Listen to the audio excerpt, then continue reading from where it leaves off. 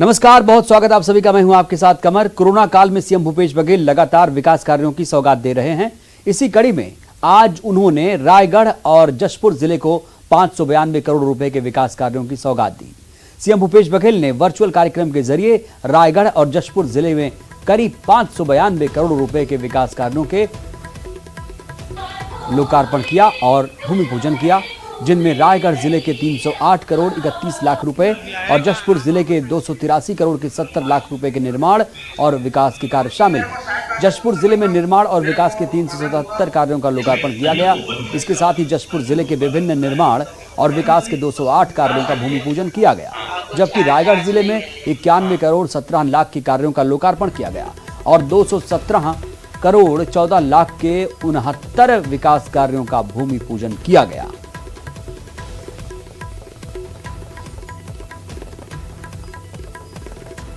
में वर्चुअल कार्यक्रम के माध्यम से एक एक कर प्रदेश के सभी जिलों में नए विकास कार्य का लोकार्पण और भूमि पूजन किया जा रहा है। आज आपके जिले की बारी है। आज दोनों जिलों को 592 करोड़ रुपए के नए विकास कार्यों को सौगात मिली है। रायगढ़ जिले में आज 308 करोड़ 31 लाख रुपए और जशपुर जिले में 283 करोड़ 70 लाख रुपए के विकास कार्य का लोकार्पण और भूमि पूजन संपन्न हुआ। अब तक 16 जिलों को 4,446 करोड़ रुपए की सौगात मिल चुकी है।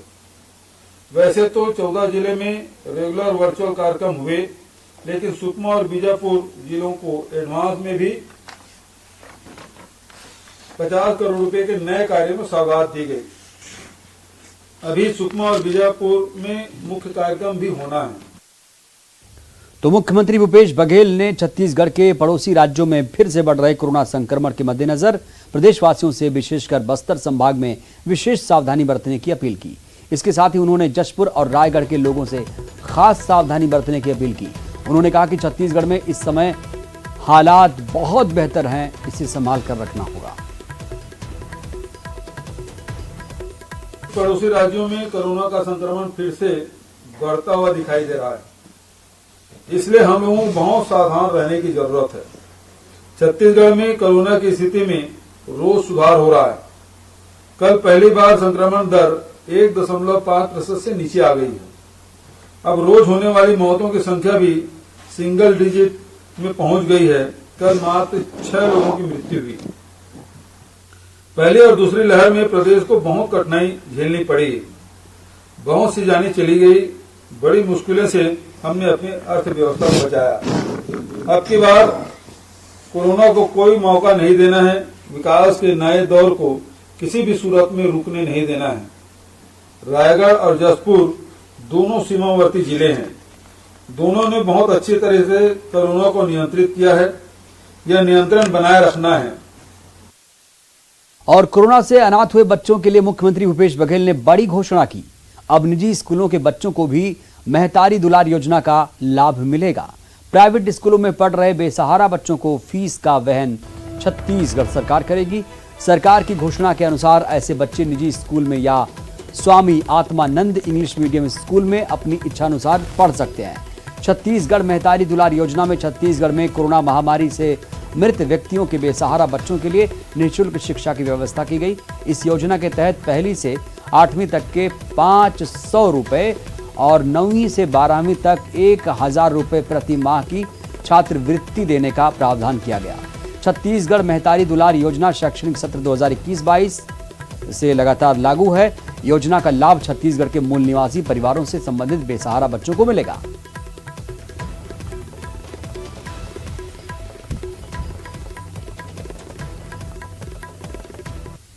इधर कांग्रेस आज बूथ प्रबंधन समिति की बैठक हुई है, जिसमें कई महत्वपूर्ण फैसले लिए गए। प्रदेश भर की बूथ कमेटियों को अगले विधानसभा चुनाव के लिहाज से कांग्रेस तैयार करेगी।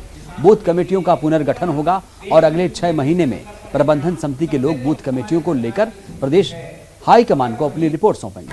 पिछली विधानसभा चुनाव की तरह ही बूथ कमेटियों को शक्ति केंद्र के तौर पर डेवलप कर कांग्रेस विधानसभा चुनाव लड़ेगी।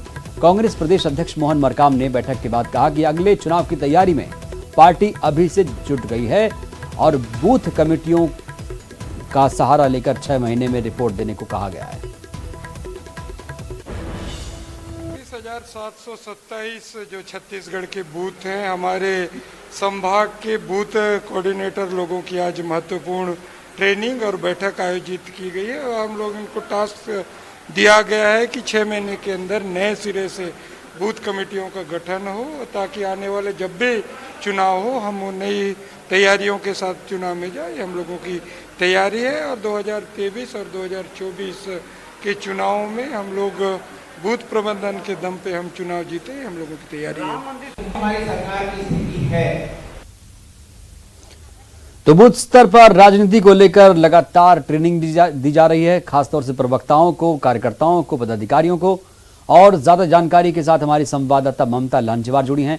ममता, इससे पहले बीजेपी ने 1000 दिन की रणनीति बनाई है, उस पर वो काम कर रही है। अब चुनावी मूड में कांग्रेस भी आ गई। बिल्कुल, देखिए आज जो बैठक हुई और लगातार बूथ पर स्तर पर जो प्रशिक्षण दिए जा रहे हैं, उससे साफ है कि कांग्रेस जो है वो चुनावी मोड़ पर आ गई है। और 2023 का जो चुनाव है, विधानसभा चुनाव, उसकी तैयारियां शुरू कर दी गई है। मोहन मरकाम ने कहा कि यही वजह है कि प्रशिक्षण शुरू हो गए हैं। कल 2 दिनों का भी प्रशिक्षण होगा, जिसमें कांग्रेस के प्रदेश प्रभारी पीएल पुनिया, पीसीसी अध्यक्ष मोहन मरकाम, मुख्यमंत्री भूपेश बघेल शामिल होंगे। तो बूथ, मोर्चा, प्रकोष्ठ सभी लोगों के जो पदाधिकारी उनको प्रशिक्षण दिया जाएगा। उसके साथ ही परसों जो है वो जिला जो प्रवक्ता है उनको प्रशिक्षण दिया जाएगा कि किस तरह से अटैक करना आपको विपक्ष को लेकर, क्या किस तरह से कागज लेकर बात करनी है, क्या रणनीति होनी चाहिए। इसी तरीके से आज जो कांग्रेस बूथ प्रबंधन समिति की बैठक हुई, उसमें ये इस बात को लेकर मंथन हुआ कि किस तरह के बूथों को फिर से साधा जाए। और शक्ति केंद्र जो है, पिछली बार भी कांग्रेस ने बनाया था, इस बार भी इसी तरीके से जो है वो तैयारी की जाएगी और इसको लेकर बूथ कमेटियों का पुनर्गठन किया जाएगा। यानी कि जो पहले कमेटी थी उसके अलावा उसको इतर करके नई कमेटियां बनाई जाएंगी और इसकी रिपोर्ट बनाने के बाद में हाईकमान को सौंपी जाएगी। और चूंकि पिछली बार जो कांग्रेस ने चुनाव लड़ा था तो वो बूथ पर सबसे ज्यादा फोकस था। कांग्रेस ने एक बूथ पर ध्यान दिया था और यही वजह है कि एक जो नतीजे आए वो बहुत ज्यादा खुद उससे नतीजों से कांग्रेस भी हैरान थी। तो कहीं ना कहीं वो जो एक तरह से कहें कि रणनीति काम कर गई थी। और अब चूंकि विधानसभा चुनाव की तैयारियां हैं तो 6 महीने में जो है बूथ कमेटियों को लेकर रिपोर्ट तैयार करने के लिए कहा गया। ये मोहन मरकाम ने बताया। जी चलिए, बहुत बहुत शुक्रिया आपका ममता, जानकारी देने के लिए। तो कुल मिलाकर अब कांग्रेस ने भी चुनाव की तैयारी अभी से ही शुरू कर दी है। रायपुर में 15 और 16 जून को आयोजित होने वाली कांग्रेस की 2 दिवसीय महत्वपूर्ण प्रशिक्षण कार्यक्रम में शामिल होने के लिए कांग्रेस प्रदेश प्रभारी पीएल पुनिया, प्रभारी सचिव चंदन यादव और नवनियुक्त प्रदेश प्रभारी सचिव सप्तगिरी शंकर उल्का राजधानी पहुंचे। कांग्रेस के प्रशिक्षण शिविर में पीएल पुनिया, प्रभारी सचिव चंदन यादव और नवनियुक्त प्रभारी सचिव सप्तगिरी शंकर उल्का, सीएम भूपेश बघेल और प्रदेश कांग्रेस अध्यक्ष मोहन मरकाम की उपस्थिति में महत्वपूर्ण बैठक होगी। कल प्रदेश पदाधिकारियों, मोर्चा संगठन, प्रकोष्ठ विभाग के प्रदेश अध्यक्षों का प्रशिक्षण कार्यक्रम होगा, जबकि 16 जून को दोपहर 12 बजे प्रदेश और जिला प्रवक्ताओं का प्रशिक्षण कार्यक्रम है। पुनिया के रायपुर पहुंचते ही निगम मंडलों की आस में कांग्रेस नेताओं की भीड़ लग गई और एक बार फिर निगम मंडलों की लिस्ट को लेकर कांग्रेस कार्यकर्ताओं में उत्सुकता दिख रही है। मीडिया के सवालों का जवाब देते हुए उन्होंने कहा कि नियुक्ति की प्रक्रिया जारी है, जल्द ही लिस्ट जारी की जाएगी। संगठन की बैठक है, प्रशिक्षण कल है, परसों है। पूरा जो प्रदेश कार्यकारिणी, सुपर कोस्ट फ्रंटल ऑर्गेनाइजेशन, उनके अध्यक्षों के साथ बैठक है और उनका प्रशिक्षण है। और परसों जो मीडिया के स्पोक्स पर्सन है उनके साथ बैठक है। और बाकी तो संगठन के अनेक मुद्दे हैं, उसमें चलता रहता है, ये तो स्वाभाविक प्रक्रिया है। जब यहाँ आते हैं, मैं संगठन का ही काम देखता हूँ, तो संगठन से संबंधित जो भी अनेक विषय हैं उसके ऊपर चर्चा हो। कार्यकर्ता को हम जानते हैं, कार्यकर्ता को हम जानते हैं, हम कार्यकर्ता को जानते हैं अच्छी तरह से। वो नाराजगी का प्रश्न ही नहीं पैदा होता। उनको गर्व की बात है कि एक सरकार है, हमारी सरकार है, कांग्रेस पार्टी की सरकार है और वो इतना शानदार काम कर रही है प्रदेश के हित में, गरीबों के हित में, किसानों के हित में, मजदूरों के हित में। तो नाराज होने का प्रश्न ही नहीं है। तो कांग्रेस सरकार के 2.5 साल पूरे होने पर पूर्व मंत्री बृजमोहन अग्रवाल ने तंज कसा। उन्होंने कहा कि 17 तारीख के बाद क्या होगा ये देखना होगा, क्योंकि पूरे देश में चर्चा की छत्तीसगढ़ में 17 जून के बाद क्या होगा। कांग्रेस में उथल पुथल मचा हुआ है। पंजाब, राजस्थान, छत्तीसगढ़ में भी इससे हालात जस के तस बने हुए हैं।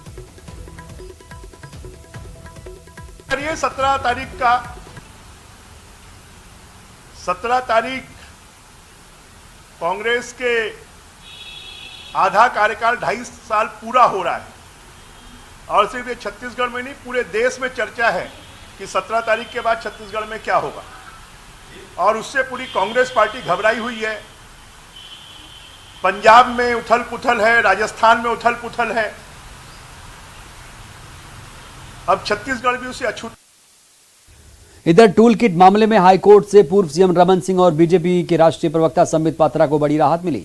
हाईकोर्ट ने एफआईआर पर रोक लगा दी। पूर्व सीएम रमन सिंह और बीजेपी के राष्ट्रीय प्रवक्ता संबित पात्रा ने कोर्ट में याचिका दाखिल कर रायपुर के सिविल लाइन थाने में दर्ज एफआईआर को रद्द करने की मांग की थी। मामले की सुनवाई के दौरान जस्टिस एन.के. व्यास ने कहा कि ये अभिव्यक्ति की आजादी का हनन नहीं, इसलिए इस पर कोई आपराधिक मामला नहीं बनता।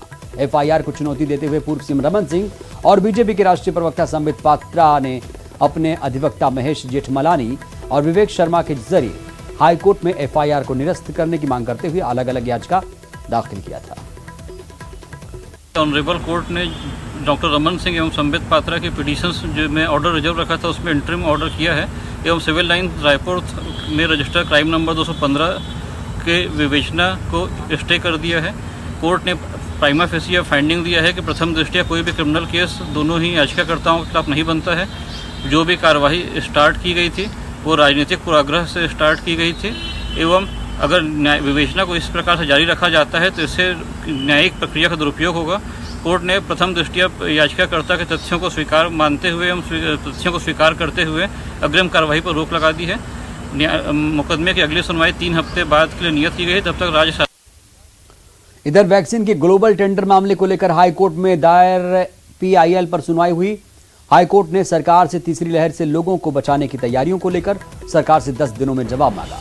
याचिकाकर्ता के वकील ने 18 साल से कम उम्र के वैक्सीनेशन की तैयारियों पर भी सवाल उठाए। हाईकोर्ट के अधिवक्ता शैलेंद्र दुबे ने जनहित याचिका दाखिल की। याचिका में कहा गया कि अन्य राज्यों की तर्ज पर छत्तीसगढ़ सरकार को भी विदेशी वैक्सीन उत्पादकों से सीधे वैक्सीन खरीदने के लिए ग्लोबल टेंडर करना चाहिए। राज्य के लोगों को संभावित तीसरी लहर से बचाने का प्रयास करना चाहिए। अब 24 जून को मामले में अगली सुनवाई हुई।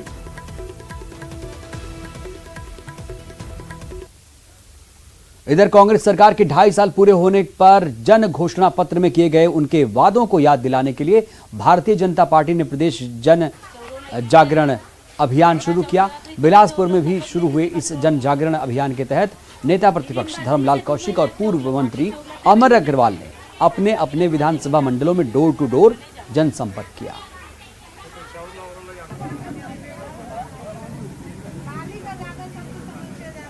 भारतीय जनता पार्टी राज्य के सरकार के 2.5 वर्ष पूरे होने को लेकर के जिस प्रकार की उनकी विफलता है, असफलता है, उसको लेकर के जनता के सामने जा रही है।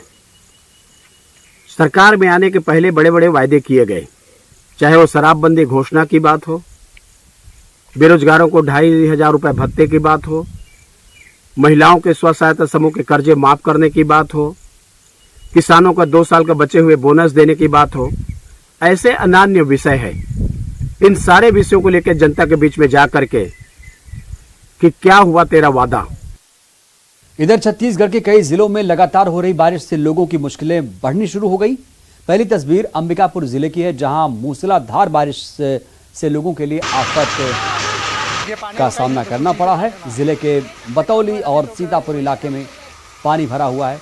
आप तस्वीरें देख पा रहे हैं किस तरीके से घरों दुकानों में पानी घुसा है, जिसे निकालने के लिए लोगों को मशक्कत करनी पड़ रही है। जबकि दूसरी तस्वीर सूरजपुर जिले में पिछले 3 दिनों से लगातार बारिश हो रही है, जहां बारिश की शुरुआत में ही नगर पालिका सूरजपुर के वार्डों का हाल बेहाल है। दरअसल नगर पालिका सूरजपुर के वार्ड क्रमांक 17 की हैं ये तस्वीरें, जहां बड़का पारा के वार्ड वासी बेहद परेशान हैं। वार्ड में बारिश से पहले नगर पालिका ने पानी निकासी के लिए नाली निर्माण नहीं कराया था। नतीजा ये कि वार्ड के कई मोहल्लों में पिछले 3 दिन से बारिश का पानी घरों में घुसने लगा है।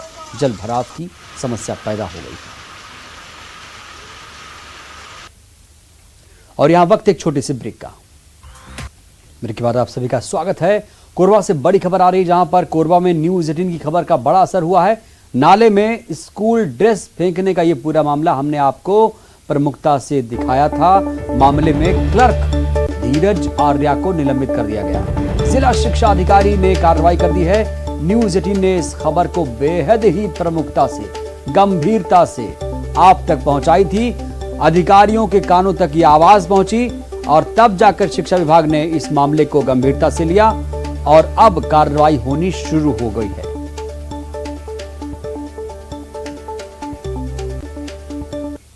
और बड़ी खबर है महासमुंद से, जहां पर नशे के सौदागरों के खिलाफ बड़ी कार्रवाई की गई। गांजे की बड़ी खेप बरामद की गई। 11 क्विंटल गांजे के साथ 2 लोगों को गिरफ्तार किया गया।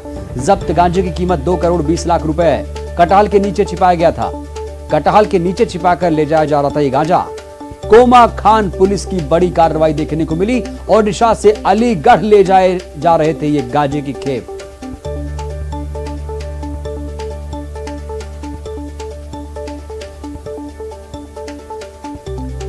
नशे के सौदागरों के खिलाफ बड़ी कार्रवाई। महासमुंद से बड़ी खबर आप देख रहे हैं। तो ये तस्करी जो हो रही थी, हालांकि अब इसमें कार्रवाई हुई है। 11 क्विंटल गांजे के साथ 2 तस्करों को गिरफ्तारी करने में सफलता हासिल की पुलिस ने। और धमतरी से एक बड़ी खबर, तेंदुए की खाल की तस्करी करने का मामला सामने आया है। तेंदुए की खाल के साथ एक शख्स को गिरफ्तार किया गया। बुराई थाना क्षेत्र का यह पूरा मामला है। ग्राहक की तलाश फिलहाल की जा रही थी। आरोपी ग्राहक की तलाश कर रहा था। पुलिस ने खाल के साथ इसे गिरफ्तार कर लिया है। तेंदुए की खाल बेचने की फिराक में घूम रहे आरोपी को पुलिस ने आखिरकार गिरफ्तार कर लिया। पुलिस ने खाल के साथ इसे गिरफ्तार करने में सफलता हासिल की है। तेंदुए की खाल के साथ इस शख्स को पकड़ा गया है। और मुंगेली में धान खरीदी केंद्र में धान भीग रहा है। जिले के अधिकांश खरीदी केंद्रों में खुले में धान पड़ा हुआ है, जिसकी जानकारी मिलते ही कलेक्टर ने खोड़िया खरीदी केंद्र का दौरा किया और अव्यवस्थाओं को लेकर खरीदी केंद्र के प्रभारी को जमकर फटकार लगाई और व्यवस्थाओं को तुरंत ठीक करने का आदेश दिया।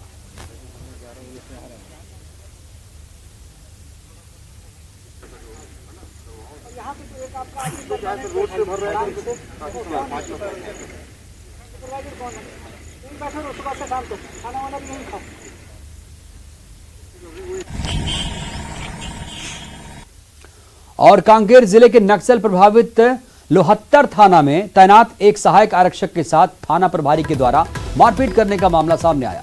सहायक आरक्षक से मारपीट का एक वीडियो भी वायरल हो रहा है, लेकिन यह वीडियो स्पष्ट नहीं है, इसलिए इसकी पुष्टि हम नहीं करते। सहायक आरक्षक के साथ थाना प्रभारी के द्वारा गाली गलौज करने का एक ऑडियो भी वायरल हुआ है।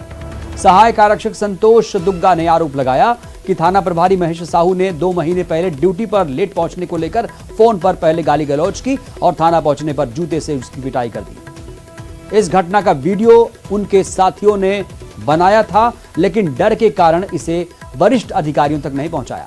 अब यह वीडियो वायरल हो रहा है, तो उन्होंने इस घटना के बारे में बताया। वहीं इस घटना के बाद वरिष्ठ पुलिस अधिकारी कुछ भी कहने से बच रहे। वहीं अब इस मामले पर राज्य अनुसूचित जनजाति आयोग ने संज्ञान लेकर मामले की जांच शुरू कर दी, जिसके बाद ये माना जा रहा है कि लोहत्तर थाना प्रभारी पर गाज गिर सकती है। कोई अभी तक के अपनी जानकारी में नहीं है, न थाना प्रभारी ने या आरोपी मतलब सिपाही ने ऐसे कोई शिकायत नहीं किया है, न जानकारी दिया है।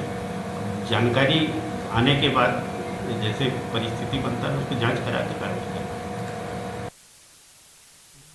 इस बुलेटिन में फिलहाल के लिए इतना ही। दीजिए इजाजत। नमस्कार।